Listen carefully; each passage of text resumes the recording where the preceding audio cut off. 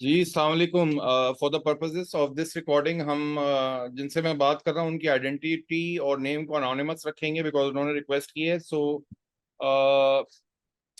उनको अ, उनको मुखातिब करने के लिए मैं उनका नाम अज्यूम करूंगा और रखूंगा मिस्टर एक्स। जी मिस्टर एक्स, बताइए कि how can I help you.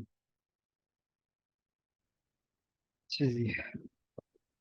आ, सबसे पहले तो मेरा सवाल आपसे ये है कि अपवर्क के ऊपर हम किस तरीके से ग्रो कर सकते हैं फ्रॉम जब हम टॉप रेटेड बैच को अचीव कर लें उसके बाद मैंने ये नोटिस किया कि मेरी जो प्रोफाइल है वो थोड़ी सी रुक गई है, उसकी ग्रोथ रुक गई है। हम्म। और टॉप रेटेड तो बैच है लेकिन अ, मतलब क्लाइंट्स रिप्लाई नहीं कर रहे। क्योंकि शायद जो मेरे पुराने वो है ना रिव्यूज वो इतने कोई स्ट्रांग नहीं है। अच्छा। जी। तो मैं चाह रहा था कि मतलब हाई पेइंग क्लाइंट्स मिल जाएं हाई पेइंग क्लाइंट और मिलते हैं रिटेनर के ऊपर। हाँ। रिटेनर के ऊपर, वो भी। वाह, ग्रेट। ठीक है। तो क्योंकि एक मैंने पैटर्न ये देखा कि जो सक्सेसफुल अपवर्क फ्रीलांसर्स हैं उनकी जो एवरेज ऑर्डर वैल्यू है वो मतलब $10,000 $20,000 इससे ऊपर ही होती है जो टॉप लेवल के ऊपर पहुंचे हुए हैं। हम्म। तो खैर वो उस लेवल पे हम मतलब क्या करना पड़ेगा, क्या स्ट्रेटेजी होनी चाहिए पहुंचने के लिए और क्या कितना स्ट्रेटजी टाइम होनी लगेगा? चाहिए? क्या स्ट्रेटजी होनी चाहिए? ठीक है। तो अब इसमें बहुत सारी चीजें हैं जो आपको समझने की जरूरत है। सबसे पहली चीज जो आपको समझने की जरूरत है वो ये है कि आप महीने के, हफ्ते के और दिन के कितने प्रपोजल भेज रहे हैं, ये बताएं। अ, महीने के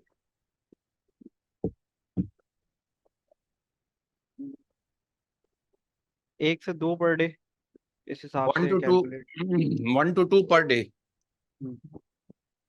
तो ये सारी बातें मैं पहले भी बता चुका हूं और कर चुका हूं, दोबारा रिपीट कर रहा हूं कि अगर आप महीने के 2 के हिसाब से 60 प्रपोजल भेजते हो तो 20% कन्वर्जन 100 के ऊपर होती है। उसके हिसाब से आपको हो सकता है एक भी क्लाइंट ना मिले। अगर आपको कंफर्म कन्वर्जन चाहिए और क्लाइंट चाहिए कंफर्मेशन के साथ, तो आपको कम से कम जो मिनिमम नंबर ऑफ प्रपोजल्स भेजने की जरूरत है वो है 100 प्रपोजल्स इन अ मंथ। उससे आपके पास ये कंफर्मेशन आ जाएगी कि भाई मैंने 100, अगर 100 प्रपोजल भेजे हैं तो 100 में से कम 10 का तो जवाब आएगा। सही है। अगर आप 100 से कम प्रपोजल भेजने की पोजीशन में हो इस वक्त, तो फिर आपका काम नहीं बनेगा अपर के ऊपर। आपको कम से कम महीने के या उससे even less, more than that, 100 जो है वो बिल्कुल लोअर साइड का नंबर है। It's a lower side number. Middle side number जो है वो है 150 प्रपोजल, 180 प्रपोजल। और हायर साइड का एग्रेसिव नंबर जो है वो है 300 प्लस प्रपोजल एक महीने में, जो कि बहुत ज्यादा होते हैं। तो अगर हम 100 प्रपोजल्स को देखें, डिवाइड करें 30 से, तो ये बनते हैं 3.33 प्रपोजल। मतलब एक दिन 3 प्रपोजल, एक दिन 4 प्रपोजल। हम्म, और हफ्ते के बनते हैं ये तकरीबन 23 प्रपोजल। और 15 दिन के बनते हैं ये तकरीबन 47 प्रपोजल्स। ये है क्वांटिटी प्रपोजल्स को भेजने की। अब नेक्स्ट बात पे आ जाते हैं कि 100 प्रपोजल भेजने की कॉस्ट क्या है। पहले एवरेज कॉस्ट एक प्रपोजल की जो आ रही थी मेरे पास वो 1200 कनेक्ट्स थी। मतलब एवरेज कॉस्ट पर प्रपोजल थी 12 कनेक्ट्स थी। अब एवरेज कॉस्ट आ रही है 14 कनेक्ट्स। तो 100 प्रपोजल भेजने के लिए 14 into 10, 14 into 100 is simply 1400 connect. अगर 1400 कनेक्ट का हिसाब लगाओ तो 14 into 0.1, सॉरी 1400 into 0.15, आपको चाहिए कम से कम महीने के $210। 210 में हम 100 प्रपोजल भेज पाएंगे? $210 आप खर्च करोगे तो 100 प्रपोजल जाएंगे। 100 प्रपोजल जाएंगे तो 100 में से, अगर आपकी किस्मत की गेम है, किस्मत अटैच्ड है आपकी इस चीज के साथ, अपर के साथ, अगर आपकी किस्मत अच्छी चल रही है तो बहुत सारे लोगों का जवाब आएगा, और किस्मत नहीं चल रही है तो सिर्फ 10 का जवाब आएगा। 10 में से आपने कोशिश करनी है हर एक के साथ इंटरव्यू पे कॉल के ऊपर जाना है। क्योंकि अगर आप कॉल पे नहीं जाओगे तो कन्वर्जन अच्छी नहीं होगी, कॉल पे जाना मस्ट है। अच्छा। ये है बहुत सारे। जो नंबर्स हैं। $210 आपको रिस्क उनका $210 का उठाना पड़ेगा। और ये पहले हम्म, महीने की जिद्दोजहद नहीं है, इट्स अ कंटिन्यूस स्ट्रगल जब तक आपका सिस्टम जो है वो, और जो आपकी पाइपलाइन है उसके अंदर क्लाइंट्स जो हैं वो भर नहीं जाते।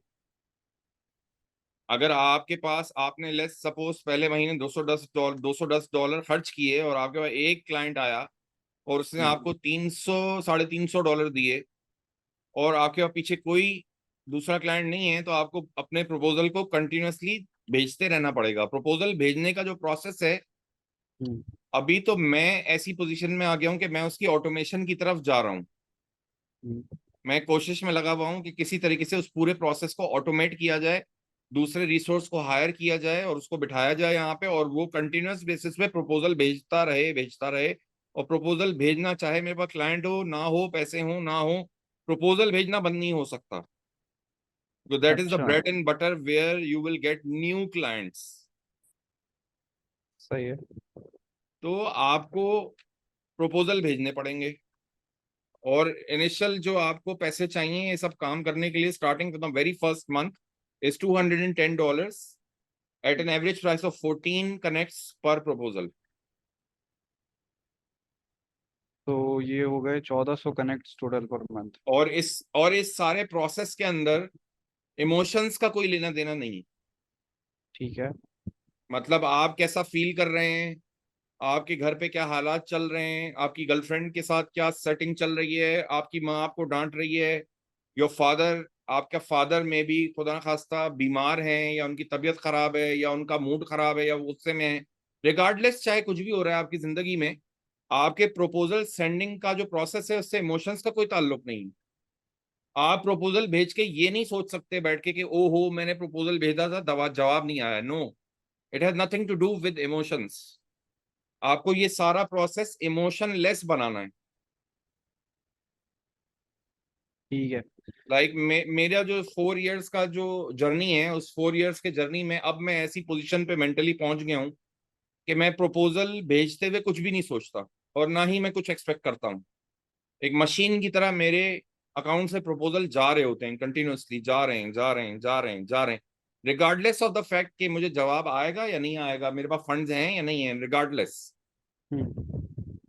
मैंने अपना सिस्टम ऐसा बना लिया है कि मेरे इमोशन जीरो हैं और मेरे फंड्स अनलिमिटेड हैं, और मेरे प्रपोजल चलते रहेंगे। सही। तो इसमें एम क्या करना चाहिए 100 प्रपोजल भेजने के बाद? एम कुछ नहीं करना, एम यही करना है कि 100 इज अ गुड नंबर। आप 100 प्रपोजल्स भेजोगे तो आपके पास एक क्लाइंट की कंफर्म कन्वर्जन आनी चाहिए। अगर आपके पास एक भी क्लाइंट की कंफर्म कन्वर्जन नहीं आ रही है तो फिर प्रॉब्लम कुछ और चल रही है, प्रॉब्लम कहीं और है, प्रॉब्लम। नहीं, कन्वर्जन तो आ जाती है कम प्रपोजल के अंदर भी, लेकिन मसला ये है कि वो छोटे क्लाइंट्स हैं। मसला ये नहीं है कि वो और छोटे क्लाइंट्स हैं, बात बात छोटे क्लाइंट की नहीं है, बात ये है कि आप कितनी अटेंशन टू डिटेल दे सकते हो। अब मिसाल के तौर पे, अगर मैं जॉब कर रहा हूँ, हम्म, फॉर एग्जाम्पल आप तो अभी जॉब कर रहे हो ना, हम्म, अगर मैं जॉब कर रहा हूँ तो मैं ये काम कर ही नहीं सकता जो मैं कर रहा हूँ अभी, क्योंकि मेरे पास टाइम ही नहीं होगा, एनर्जी नहीं होगी, मैं कैसे करूंगा। सही। मेरा स्क्रीन टाइम जो है वो 16 आवर्स है, 16 16 घंटे का ये मतलब नहीं कि मैं 16 घंटे बैठ के प्रपोजल भेज रहा हूँ, नो। 16 आवर्स मैं अपने एक्टिव ब्रेन में बैठा हुआ होता हूँ काम के हवाले से, जहां तक काम का ताल्लुक है। मुझे कोई भी जवाब आता है, कोई भी रिस्पॉन्स आता है, कोई भी मीटिंग होती है तो मैं अटेंड करता हूँ, और जितने प्रपोजल मुझे भेजने होते हैं वो मैं भेज देता हूँ। Number of quality jobs Upwork के ऊपर, और number of high paying clients Upwork के ऊपर, उनको पकड़ना आसान नहीं है। आपको 1000 जॉब से गो थ्रू करना पड़ता है, फिर 1000 जॉब में से आप फिल्टर आउट करके 10-12 जॉब्स को प्रपोजल भेजते हो। और प्रोफाइल में अगर हम दो स्पेशलाइजेशन डालते हैं तो उस पे आपका क्या कहना है? इररेलेवेंट, उससे दो। इस बात की कोई रेलेवेंसी नहीं है। इस बात की कोई यार। रेलेवेंसी नहीं है, आपकी प्रोफाइल सुपर स्पेशलाइज्ड होनी चाहिए, और हम्म, सुपर स्पेशलाइज्ड के अंदर ही आपने ग्रो करना है पहले। जब तक आप स्टेबल नहीं हो जाते। जब आप स्टेबल हो जाओगे तो उसके बाद फिर आप वाइड रेंज की तरफ जाना शुरू हो जाओगे। फिर आप सेकंड उसके अंदर अपनी स्किल ऐड करोगे या अपनी सेकंड स्पेशलाइजेशन ऐड करोगे। इस वक्त तो आपने सिर्फ एक ही चीज पे फोकस करना है, और उस एक ही चीज पे फोकस करने के लिए उसको आप पार्ट टाइम करेंगे तो वो बात नहीं बनेगी। जो फुल टाइम की जो बात है वो पार्ट टाइम की है नहीं, बात वो पॉसिबल ही नहीं है। जो काम मैं as a full time freelancer achieve कर सकता हूँ, एक बंदा जो जॉब कर रहा है वो कभी भी नहीं कर सकता, क्योंकि उसका 8 घंटे तो उसने बेच दिए हैं ऑलरेडी। एग्जैक्टली। आप समझने की कोशिश करो ना, ये बात आप समझने की कोशिश, this is very important. Communication is everything ना बेसिकली। पहला जो चैलेंज है वो ये है कि भाई क्लाइंट है किधर, आएगा कहाँ से। तो क्लाइंट, कम से कम 100 क्लाइंट्स को आप टच करोगे तो उधर से जवाब आएगा। जब उधर से जवाब आ जाएगा तो नेक्स्ट स्टेप ये है कि क्लाइंट को कुछ भी करके कॉल पे लेके आओ। उसको बोलो भाई इधर आओ, कॉल पे आओ, गूगल मीट पे आओ। जिस क्लाइंट को बहुत जल्दी है या जो कॉल पे नहीं आ सकता, वो क्लाइंट है ही नहीं, किसी काम का क्लाइंट ही नहीं है, वो आपको हायर ही नहीं करेगा। जो client bang for the buck ढूंढ रहा है कि मुझे $3 वाला बंदा मिल जाए, वो आपके लिए है ही नहीं, छोड़ दो उसको। और जो कितने। क्लाइंट जो क्लाइंट 30 लोगों से इंटरव्यू कर रहा है, वो क्लाइंट आपके लिए है ही नहीं, उस पर प्रपोजल डालने का फायदा ही नहीं। ठीक है। यस। अच्छा। अभी एक क्लाइंट तो है मेरे पास, लेकिन उसका ये है कि वो $13 के ऊपर उसने मुझे हायर किया हुआ है डिज़ाइन बनाने के लिए। पर हम्म। डिज़ाइन $13। तो अब मैं चाह रहा हूँ कि रेट मैं बढ़ाऊँ, लेकिन अ, उसका बजट भी इतना नहीं है, क्योंकि उसके उसके क्लाइंट उसको इतना पे नहीं आप कर रहे। उसका रेट नहीं बढ़ा सकते, उसका माइंडसेट पहले से बना हुआ है, वो $13 से ऊपर देगा ही नहीं आपको। आपको नया क्लाइंट ढूंढना पड़ेगा जो आपको $15 $20 देने में राजी हो। अच्छा। आपने उसको ऑलरेडी बता दिया है कि मैं जो तुम दे रहे हो $13 पर आवर, इसी पे काम करूंगा, मैं कर सकता हूँ, अब वो नहीं टूटेगा। ये पैसे तोड़ने वाली, अपग्रेड करने वाली, अपस्किल करने वाली बातें तब होती हैं जब काम शुरू नहीं हुआ होता और आप करने जा रहे होते हो शुरू। और उस टाइम पे आप क्लाइंट को पकड़ लेते हो, रोक देते हो कि नहीं मैं ये काम इतने में नहीं कर सकता, इतने में करूंगा, अगर आपको समझ आ रहा है तो ठीक है, नहीं तो आप किसी और से काम करा लें। और आइडियली कितने रखने चाहिए प्राइस ये प्रोफाइल के तो ऊपर? आपको पता है कि आपकी क्या वैल्यू है। ये मैं नहीं बता सकता किसी को भी कि उसको प्राइस क्या रखनी चाहिए। मुझे अपने बारे में पता है, मुझे अपने टाइम के बारे में पता है, मुझे अपनी वैल्यू के बारे में पता है। मुझे पता है मैं एक इमेज बनाऊंगा, मुझे उस एक इमेज को बनाने में 1.5 घंटा लगेगा। $35-40 के हिसाब से अगर मैं कैलकुलेट करूं तो मेरे $60 $65 का मेरा हिसाब बैठता है एक तस्वीर का। तो मैंने, मेरी प्राइसिंग और मेरी वैल्यू उस हिसाब से सेट हुई हुई है। एक तस्वीर के मैं $60 से लेके $100, $120, $150, $200, जो भी उसकी रिक्वायरमेंट होती है, जितने घंटे उसमें लगने होते हैं, उस हिसाब से चार्ज करता हूँ। अभी रिसेंटली एक क्लाइंट आया था, उसने मुझे एक तस्वीर दी, उसने कहा ये एआई की तस्वीर है, इसको एडिट कर दो। उसको मैंने एडिट किया, वो एक तस्वीर के $280 चार्ज किए मैंने, क्योंकि उसमें काम था। उसमें 3 4 5 6 घंटे लगे, जितने भी घंटे लगे उसके हिसाब से पैसे मिल गए मुझे। तो डिपेंड करता है कि आप क्या वैल्यू प्रोवाइड कर रहे हो, आपको कितना टाइम लग रहा है, ये सब आपको खुद ही डिटरमिन करना होगा। ये मैं नहीं बता सकता आपको कि आप कितने आपको डॉलर चार्ज करने चाहिए, क्योंकि इससे दिमाग का ताल्लुक है। इससे दिमाग का ताल्लुक है। अगर आप कहते हो मैं $100 पर आवर चार्ज करूंगा और आपकी प्रोफाइल उस हिसाब से सेट ही नहीं हुई हुई, तो आप बैठे रहोगे, आपको कोई हायर ही नहीं करेगा $100 पर आवर पे। तो आपको एक तरीके से ही चलना पड़ेगा।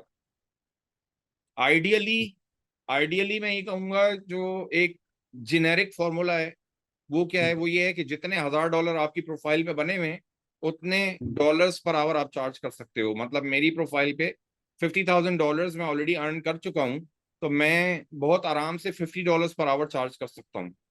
मुझे लोग $50 पर आवर में हायर कर लेंगे, मसला नहीं है। मैंने फिर भी अपनी प्रोफाइल पे $45 पर आवर रखे हुए हैं। अच्छा। हाँ। सही। $45 आवर रखने का कोई मतलब नहीं होता। मतलब असल मतलब जो है वो है कम्युनिकेशन का, कि क्लाइंट कॉल पे आएगा, आप उससे बात करोगे, उसको समझाओगे इतनी इतने घंटे का काम है, मेरी वैल्यू के हिसाब से इतने में चार्ज करूंगा। वो एग्री करेगा, आप उससे फिक्स प्राइस कर लो, पर आवर करो ही नहीं, आराम से काम करते रहो, और जब हो जाए उससे कहना पैसे दे दो, पैसे दे देगा, वो बात खत्म। ये तो सबसे मेन चीज है कम्युनिकेशन, और इसी में मैं बहुत वीक हूँ। कम्युनिकेशन पे तो आपको काम करना पड़ेगा। कम्युनिकेशन के लिए तो आपको फिर बहुत कुछ करना पड़ेगा। Communication is the main thing. बगैर कम्युनिकेशन के अगर आपको लगता है कि आप टेक्स्ट मैसेजेस के थ्रू कन्वर्ट कर लोगे क्लाइंट को, पॉसिबल नहीं है। सेल्स की जो स्किल है वो है ही पूरी communication. It's all about communication actually. तो ये किस तरह इम्प्रूव कर सकते हैं हम? ये किस तरह इंप्रूव कर सकते हैं, ये पहले आपको आइडेंटिफाई करना पड़ेगा कि आपकी जो कम्युनिकेशन है उसमें आपको इशू आ कहाँ पे रहा है। Where is the problem that you are facing, कहाँ पे इशू आप फेस कर रहे हो। पहले तो आपको ये पता होना चाहिए। अभी तो मुझे पता नहीं कि आपको इशू कहाँ पे आ रहा है। व्हाट इज योर प्रॉब्लम और इशू और डिफिकल्टी, आई डोंट नो। अच्छा, इसमें इशू ये है कि फ्लुएंसी नहीं है, फर्स्ट ऑफ ऑल। किस चीज की फ्लुएंसी नहीं है? स्पीकिंग में फ्लुएंसी नहीं है, इंग्लिश। स्पीकिंग की फ्लुएंसी आपको नहीं चाहिए। आपको स्पीकिंग की फ्लुएंसी नहीं चाहिए क्लाइंट को कन्वर्ट करने के लिए। आपको क्लाइंट को कन्वर्ट करने के लिए रिस्पॉन्स टाइम अच्छा होना चाहिए।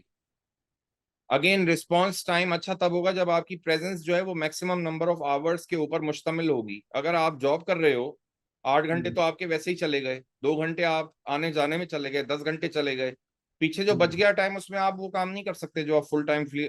बेसिकली पार्ट टाइम फ्रीलांसर कभी भी फुल टाइम फ्रीलांसर से compete नहीं कर सकता। पॉसिबल ही नहीं। It's not possible.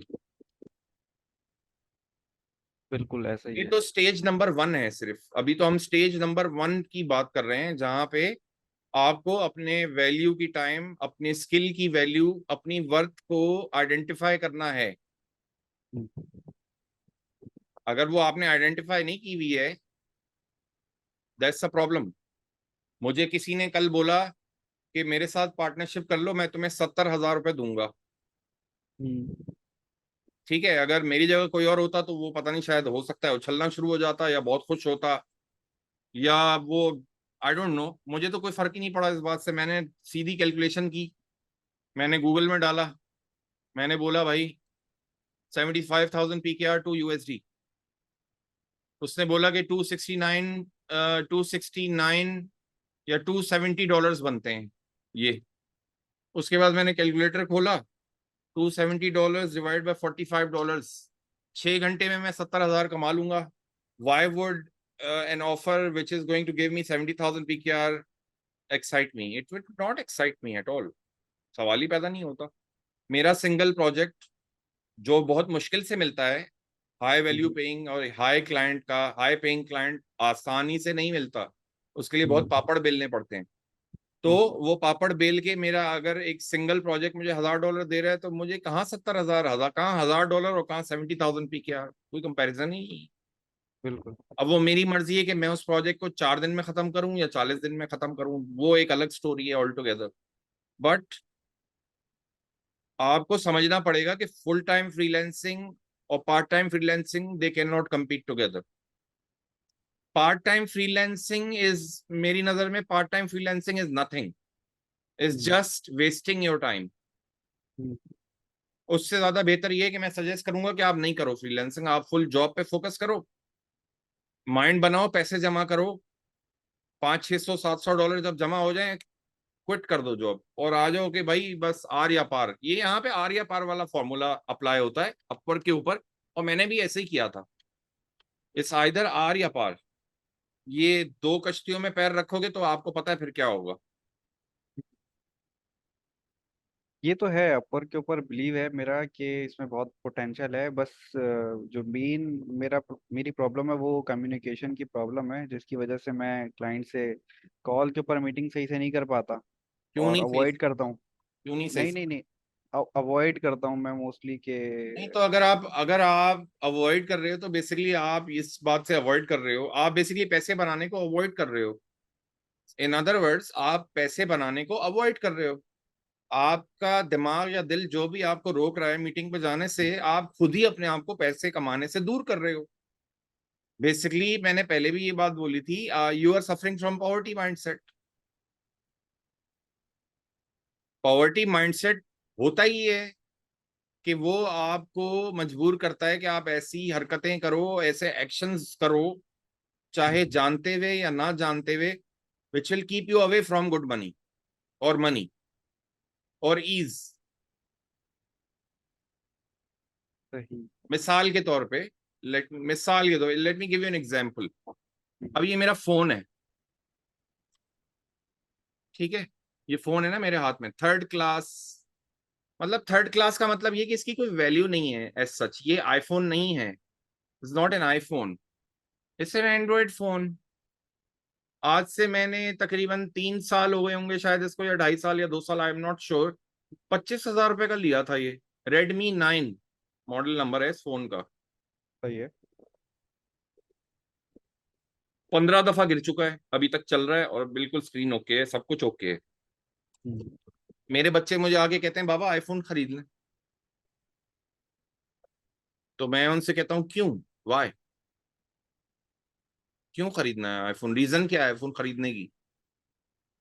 तो वो कहते हैं अच्छा फोन है। मैंने कहा मुझे चाहिए ही नहीं अच्छा, मेरा जब सारा काम इससे हो रहा है फोन से, जो मैं यूज कर रहा हूँ, तो मैं आईफोन क्यों खरीदूंगा, बजाय इसके कि मैं आईफोन खरीदूं, उसमें जो पैसे लगेंगे आईफोन को खरीदने में, वही पैसे मैं अपने बिजनेस में इन्वेस्ट ना कर दूं, उसी पैसे से मैं अपने बिजनेस के एक एक एस्पेक्ट को सिस्टमाइज ऑटोमाइज ना कर दूं, वो ज्यादा बेहतर नहीं है? अगर मैं वो कर बिल्कुल। दूंगा और उससे मेरी कन्वर्जन बढ़ जाएगी, उससे मेरा रेवेन्यू बढ़ेगा, रेवेन्यू से मेरा प्रॉफिट बढ़ेगा, तो मैं एक क्या 10 आईफोन खरीद लूंगा।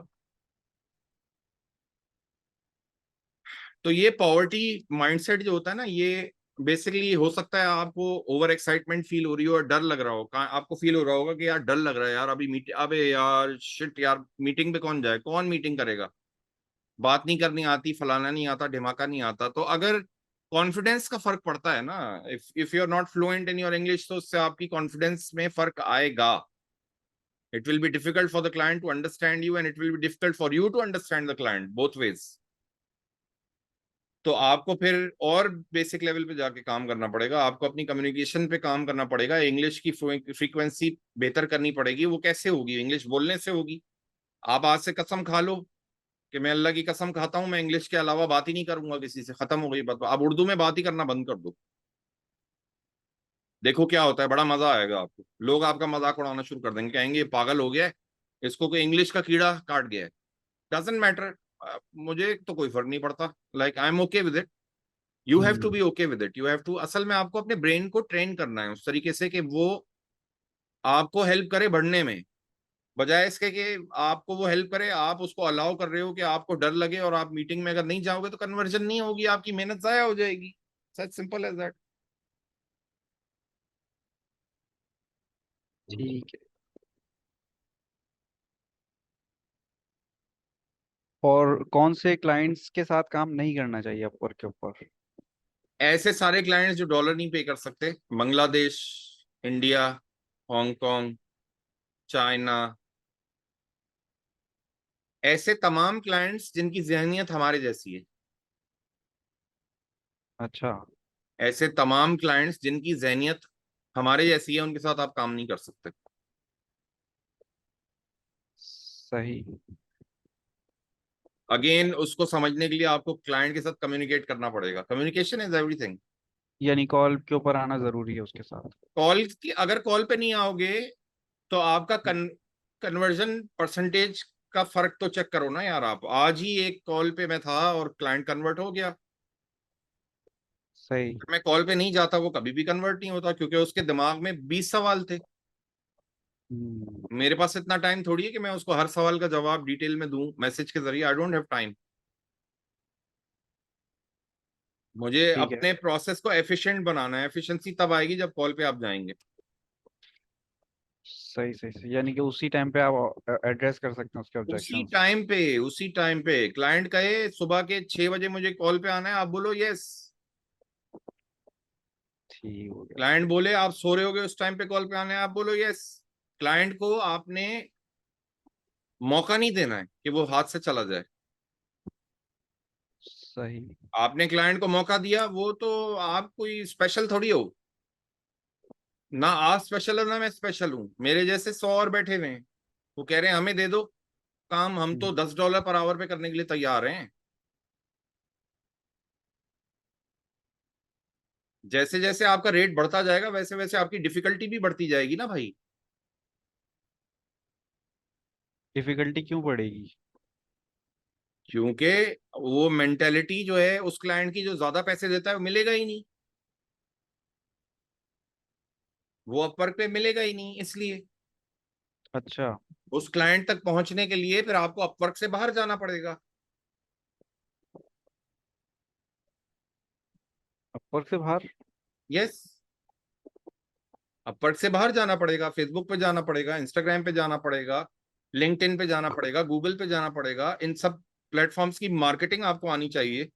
फिर इन सब प्लेटफॉर्म्स का आपके पास बजट होना चाहिए, वेबसाइट होनी चाहिए, क्लिक फनल्स होने चाहिए। एक चीज, एक प्लेटफॉर्म थोड़ी है मार्केटिंग का, मार्केटिंग के तो दर्जनों प्लेटफॉर्म्स हैं। टिकटॉक होना चाहिए। खाली अपवर्क पे आप बैठे हुए हो और आपको लग रहा है कि आपके पास हाई टिकट क्लाइंट आ जाएगा, नहीं आएगा, क्योंकि हाई टिकट क्लाइंट अपवर्क पे है ही नहीं। हम्म।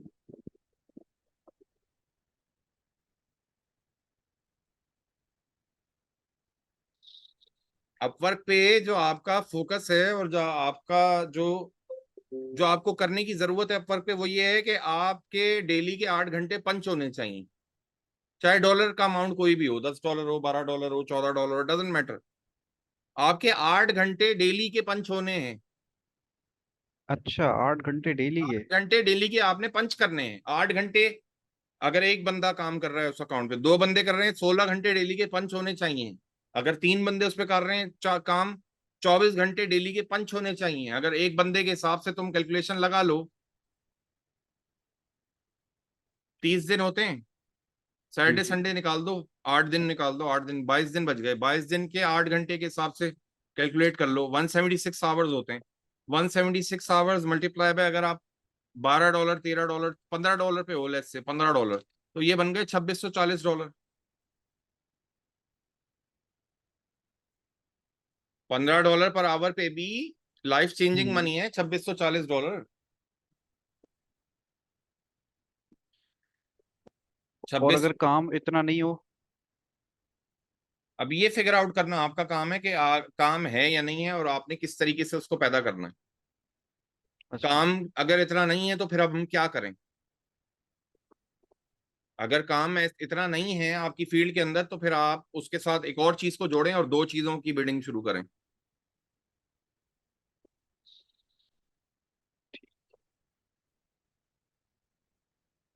लेकिन फायदा आपको सिर्फ तब होगा जब आप इन सारी चीजों को जो मैं बता रहा हूं इम्प्लीमेंट करोगे। सुनने सुनने से कुछ भी नहीं होगा, करने हम्म। वाली बात है ये। सुनने से कुछ भी नहीं होगा। If you just hear me out and then hear me out again for motivation, it's useless. You have to do it. आप देखो, आप सबसे झूठ बोल सकते हो ना, आप अपने घर वालों से झूठ बोल सकते हो, दोस्तों से झूठ बोल सकते हो।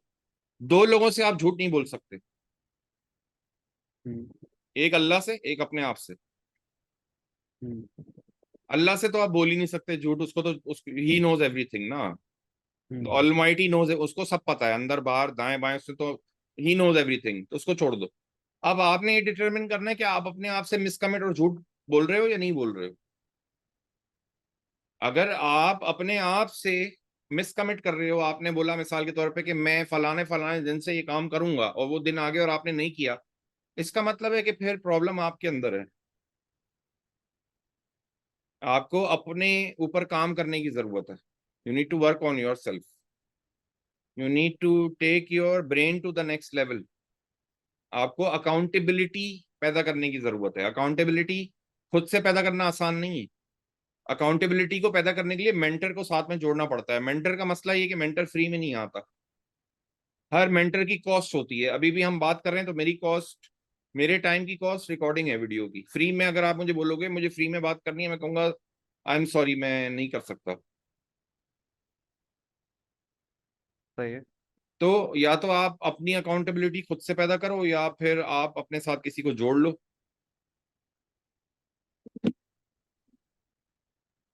तो मैं ये कह रहा हूँ, ये सारी चीजें सुनने का कोई फायदा नहीं है जब तक आप इनको इम्प्लीमेंट नहीं करो। You have to implement them. और उसमें जो चीज आपको हेल्प करेगी वो आप अपने आप से क्वेश्चन करोगे, वाई। हम्म। वाई जो क्वेश्चन है ना, that's the best question you can ask, because you know आपको वंस इन योर लाइफ, क्योंकि देखो ना, आप अकेले बैठे होते हो, कभी अकेले तो बैठे ही होगे, ना घर वाले होंगे ना दोस्त होंगे, अकेले जब बैठे हुए होगे ना, उस टाइम पे आपको अपने आप से बात करने की जरूरत है, and you have to ask yourself कि भाई मैं क्या करना चाहता हूँ जिंदगी में, कहाँ जाना चाहता हूँ, कितने पैसे बनाना चाहता हूँ, वो पैसे मैं कैसे बनाऊंगा, मैं क्या कर रहा हूँ, जो मैं अभी करंटली कर रहा हूँ वो मुझे कहाँ पे लेके जा रहा है, मेरी ग्रोथ किस तरीके से हो रही है।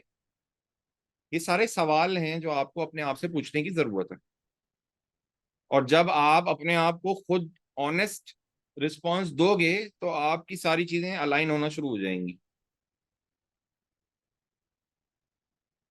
मतलब मुझे याद है कि मुझे नहीं पता था कि what I will do, I had no idea कि मुझे क्या करना है, क्योंकि मुझे पढ़ाई में कोई दिलचस्पी नहीं थी।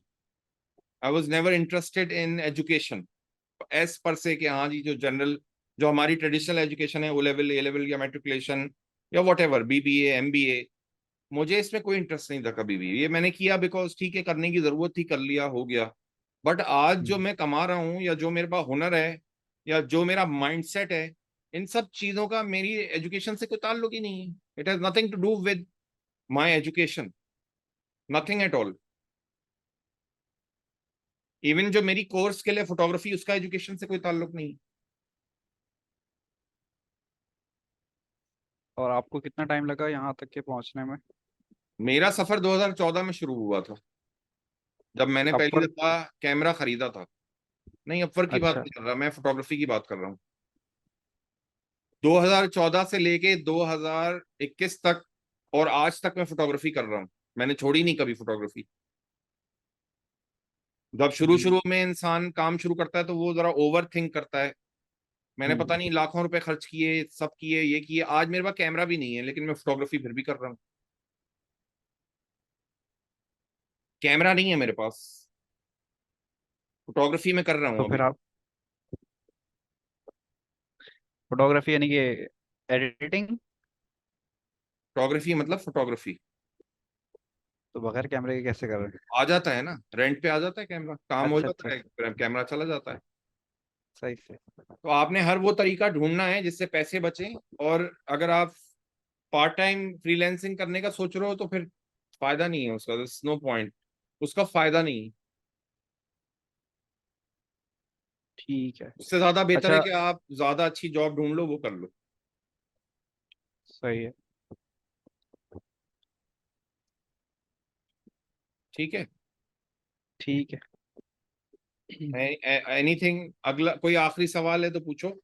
6 मिनट और 35 सेकंड रहते हैं। सही। मेरा एक्सपीरियंस ये रहा है कि मैंने पैसे तो कमाए अपवर्क के थ्रू, लेकिन वो गलत जगह पे स्पेंड कर दिए। जो मैंने री तुम्हें मना इन्वेस्टमेंट किया था नहीं, कि नहीं करना। री इन्वेस्टमेंट नहीं करी मैंने। बस तो अगर आपने गलत जगह इन्वेस्ट किए तो अब आपको पता चल गया कि अब आपने क्या करना है अगली दफा। सही। री इन्वेस्टमेंट के लिए आपके अकाउंट में हर वक्त पैसे होने चाहिए। जहां आपने री इन्वेस्टमेंट पे फोकस नहीं किया, हम्म। गेम ओवर है। गेम को ऑन रखने के लिए you must always have money to reinvest in your business, hmm. वरना you will be in trouble.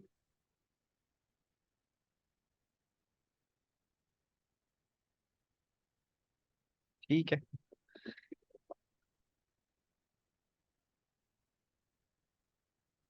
ठीक है। जी।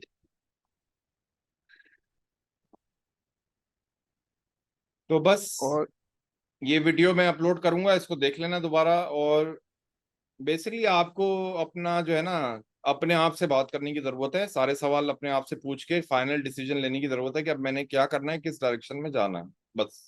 और फिर आपने वो करना है। सही। यस।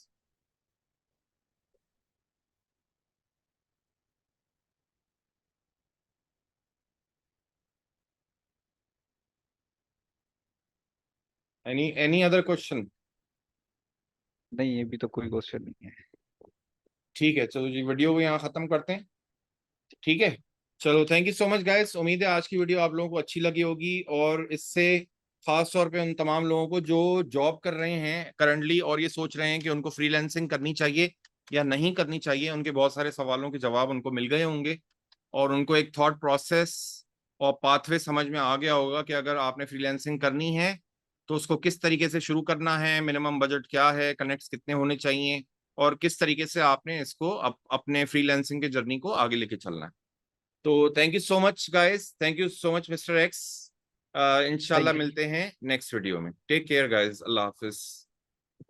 अल्लाह हाफिज।